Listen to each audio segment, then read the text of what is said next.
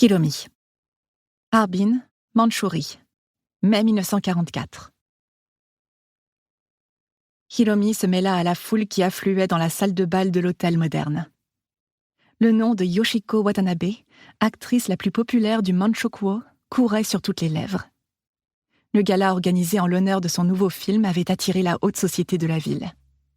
Dans l'immense pièce aux murs couverts de miroirs dorés, riches Chinois et aristocrates mandchous côtoyaient des officiers japonais en uniforme. Certains donnaient le bras à leurs épouses, d'autres exhibaient maîtresses ou concubines au nom de fleurs. Elles étaient nombreuses à imiter le style de Yoshiko. Robe du soir occidentale, cheveux cascadant sur les épaules, rouge à lèvres carmin. Quelques élégantes avaient préféré des tenues japonaises traditionnelles. Plus encore que leurs kimonos chatoyants, c'était leur coiffure qui attirait le regard. Des chignons spectaculaires ornés de grappes de glycine et de peignes en écailles de tortue. Hiromi vérifia une dernière fois la présence de son carnet et de son stylo plume dans son sac avant d'effleurer l'omamori, le petit porte-bonheur niché au fond d'une pochette de soie qu'elle n'avait pu s'empêcher d'y glisser. Comme avant chacun de ses reportages, elle se débattait entre trac et excitation, et l'adrénaline effaçait momentanément les nausées de sa grossesse débutante. Elle eut au fait de repérer l'actrice. Cette dernière trônait à une table près de l'orchestre, entourée de quelques-uns des hommes les plus en vue de Harbin.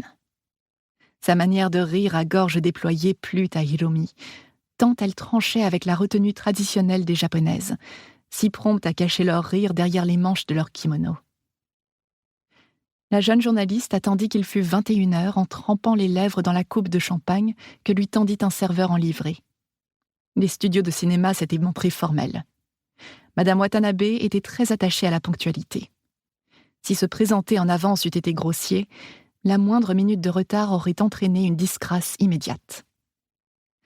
Enfin, le cadran de la montre d'Hiromi afficha l'heure tant attendue. D'un pas décidé, elle s'approcha de la table d'honneur. Son trac s'estompait, peu à peu remplacé par un sang-froid professionnel. Interviewer une personnalité telle que Yoshiko était un privilège qui lui avait valu des jaloux au journal.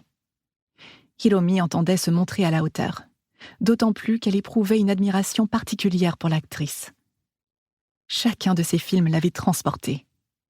Situé au Manchukuo, il révélait aux spectateurs un pays exemplaire où cohabitaient japonais, chinois, mandchous, coréens et mongols. 5 races unies. Pour continuer à écouter ce livre audio gratuitement, cliquez sur le lien dans la description et vous pourrez l'écouter en entier sans frais grâce à l'essai de 30 jours d'Audible.